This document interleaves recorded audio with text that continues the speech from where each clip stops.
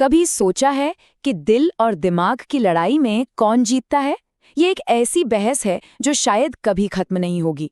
और इसी बहस को समझने के लिए आज हम चलेंगे सीधे 16वीं सदी के भारत में, सूरदास की कविता की दुनिया में, जहां प्यार और तर्क की एक जबरदस्त टक्कर देखने को मिलती है। बस ये एक लाइन सोचिए जरा, इसमें कितना कुछ छिपा है।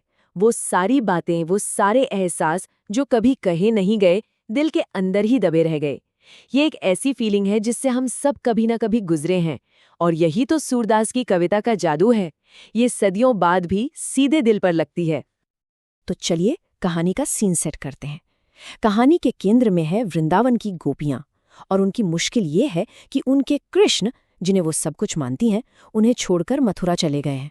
गोपियों के दिल टूटे हैं और वो बेसब्री से उनके लौटने का इंतजार कर रही हैं। लेकिन लौटकर कृष्ण नहीं आते, कोई और आता है। अच्छा, इस इमोशनल ड्रामे में आगे बढ़ने से पहले 1 मिनट रुककर उस इंसान को जानते हैं जिसने इसे लिखा है। सूरदास, अपने समय के सबसे बड़े कवियों में से एक। उनकी सबसे मशहूर रचना है सूरसागर, जो भक्ति और प्रेम की कविता का एक समंदर है। आज हम उसी समंदर की कुछ लहरों को महसूस करने वाले हैं। तो होता ये है कि कृष्ण खुद तो आते नहीं, बल्कि अपने दोस्त उद्धव को एक मैसेज देकर भेजते हैं।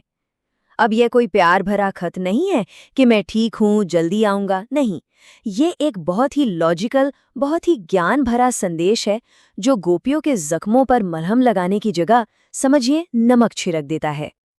और यहीं पर इस पूरी बहस का असली मुद्दा सामने आता है। भक्ति के दो बिल्कुल अलग रास्ते। एक तरफ है गोपियों का प्रेम मार्ग, ये सीधा साधा दिल का रास्ता है, जिसमें भगवान एक दोस्त है, एक अपना है। और दूसरी तरफ है उद्धव का ज्ञान मार्ग, जो लॉजिक, योग और मेडिटेशन की बात करता है। ये उस भगवान की बात करता है जिसका कोई रूप नहीं, कोई रंग नहीं। उद्धव का मैसेज बिल्कुल क्लियर है, कृष्ण के मोह को भूल जाओ और उस परम शक्ति पर ध्यान लगाओ जो हर जगह है। और बस यहीं से ये कविता एक जबरदस्त मोड़ लेती है। गोपियां उद्धव का ये ज्ञान सुनकर सिर्फ रोना धोना नहीं करती, वो पलटकर जवाब देती हैं, और ऐसा जवाब देती हैं कि उनके व्यंग और हाजिर जवाबी के सामने उद्धव का सारा ज्ञान फीका पड़ जाता है। उनकी पहली ही लाइन देखिए, ऊधो तुम हो अति बड़भागी। सुनने में तो लगता है कि वो तारीफ कर रही हैं, है ना? पर असल में ये जबरदस्त तंज है। वो कह रही हैं, उद्धव तुम कितने बदनसीब हो कि तुमने कभी प्यार को महसूस ही नहीं किया। तुम हमारे दर्द को क्या समझोगे? तुम तो प्रेम के धागे से हमेशा अछूते रहे। इसके बाद तो वो एक के बाद एक ऐसे उदाहरण देती हैं कि उद्धव की बोलती बंद हो जाती है।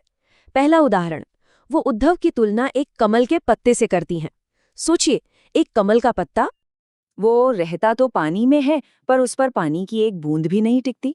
गोपियां कह रही हैं, उद्धव तुम प्रेम के सागर यानी कृष्ण के इतने पास रहते हो, फिर भी तुम पर प्यार का जरा भी असर नहीं हुआ। तुम तो बिल्कुल सूखे के सूखे रह गए। तुम्हारा ये ज्ञान हमारे किस काम का? पर बात यहीं खत्म नहीं होती। वो एक और मिसाल देती हैं जो शायद और भी ज्यादा दमदार है। वो कहती हैं कि उद्धव तो पानी में रखे तेल के घड़े जैसे हैं। मतलब फिर वही है, इमोशनली अनटच्ड। तेल और पानी जैसे कभी नहीं मिल सकते। वैसे ही तुम्हारा ये सूखा ज्ञान हमारे प्यार भरे दिलों को नहीं समझ सकता। और यहाँ एक बहुत गहरी बात है। वो ये नहीं कह रही है कि तुम्हारा ज्ञान गलत है, वो कह रही है कि ये ज्ञान हमारे लिए है ही नहीं। उद्धव के लॉजिक को एक तरफ रखने के बाद अब गोपियां अपने प्यार को डिफाइन करती हैं। वो बताती हैं कि उनका प्यार कोई ऑप्शन नहीं है जिसे किसी और चीज से बदला जा सके। ये तो उनके होने की वजह है, अटूट, अडिग। और इसे समझाने के लिए वो हारिल की लकड़ी का ये कमाल का उदाहरण देती हैं। कहते हैं कि हारिल पक्षी अपने पंजों में हमेशा एक लकड़ी दबाए रखता है, उसे कभी नहीं छोड़ता। गोपियां कहती हैं, हमारा और कृष्ण का रिश्ता भी वैसा ही है। हम कृष्ण के बिना खुद को सोच भी नहीं सकते। कृष्ण का प्यार हमारे लिए सांस लेने जैसा है। अब इस लाइन की गहराई देखिए। वो ये नहीं कह रही कि हम तुम्हारी बात से सहमत नहीं हैं। वो कह रही हैं कि तुम्हारा ये ज्ञान सुनकर ऐसा लग रहा है जैसे किसी ने मुंह में कड़वी ककड़ी रख दी हो। मतलब ये सिर्फ दिमागी बहस नहीं है, ये एक फिजिकल रिएक्शन है। तुम्हारा ये निराकार ईश्वर का आइडिया हमारे गले से नीचे उतर ही नहीं सकता। और फिर आता है उनका मास्टर स्ट्रोक। वो उद्धव से कहती हैं, ये जो ज्ञान का इलाज तुम लेकर आए हो, ये उन लोगों के लिए है जिनका मन चंचल है, जिनका मन चक्री की तरह घूमता रहता है।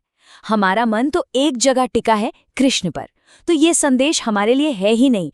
इसे ले जाओ और उन्हें जाकर दो जिन्हें इसकी सच में जरूरत है। क्या कमाल का पलटवार है। और ठीक जब हमें लगता है कि अब तो गोपियों ने सब कुछ कह दिया, वो इस पूरी बहस को एक बिल्कुल ही अलग लेवल पर ले जाती हैं। वो इसे अपने टूटे दिल के दर्द से उठाकर राजनीति और एक राजा के धर्म के मंच पर ले आती हैं। ये लाइन बहुत तीखी है। हरी है राजनीति पढ़ी आए। वो सीधे सीधे कह रही हैं कि कृष्ण अब हमारे प्रेमी नहीं रहे, वो एक चतुर पॉलिटिशियन बन गए हैं और अब उनके फैसले प्यार से नहीं बल्कि ठंडे दिमाग से नफे नुकसान को देखकर लिए जा रहे हैं। ये ज्ञान का संदेश भेजना कोई प्यार नहीं, ये तो सत्ता का खेल है। और आखिर में वो अपना सबसे बड़ा दाव चलती हैं, जो उद्धव को बिल्कुल चुप करा देता है। वो उन्हें राजधर्म याद दिलाती हैं, यानी एक राजा का अपनी प्रजा के लिए कर्तव्य। वो कहती हैं कि राजा का धर्म प्रजा को सताना नहीं, उनकी रक्षा करना होता है। और कृष्ण मथुरा के राजा होने के नाते उन्हें ये दुख देकर अपना राजधर्म नहीं निभा रहे। इस एक तर्क से गोपियाँ कृष्ण को एक प्रेमी के तौर पर नहीं बल्कि एक राजा के तौर पर कटघरे में खड़ा कर देती हैं। तो सवाल ये उठता है कि लगभग 500 साल पुरानी ये कविता आज भी हमें इतनी अपनी सी क्यों लगती है? आखिर ऐसा क्या है इन लाइनों में जो समय के पार जाकर भी असर करती हैं? देखिए, इसका कमाल कई बातों में है। सूरदास ने एक मुश्किल फिलॉसफी की बहस को एक दिल को छू लेने वाली कहानी बना दिया। उन्होंने ये दिखाया कि इमोशनल इंटेलिजेंस और हाजिर जवाबी सूखे तर्कों पर कैसे भारी पड़ सकती है। और ये सब उन्होंने कमल के पत्ते और कड़ी ककड़ी जैसे रोजमर्रा के उदाहरणों से समझाया, जो कोई भी आसानी से समझ सकता है। और आखिर में ये कविता हमें आज के लिए एक बहुत गहरे सवाल के साथ छोड़ जाती है। हम आज इन्फॉर्मेशन और डेटा के युग में जी रहे हैं, जहां हर चीज को लॉजिक से तौला जाता है। ऐसे में गोपियों की ये अटूट भक्ति, जिसे किसी तर्क से हराया नहीं जा सका, हमें क्या सिखाती है? शायद यही कि कुछ सच्चाइयां दिल की होती हैं, दिमाग की नहीं, और उन सच्चाइयों को साबित करने के लिए किसी तर्क की जरूरत नहीं होती। इस पर सोचिएगा जरूर।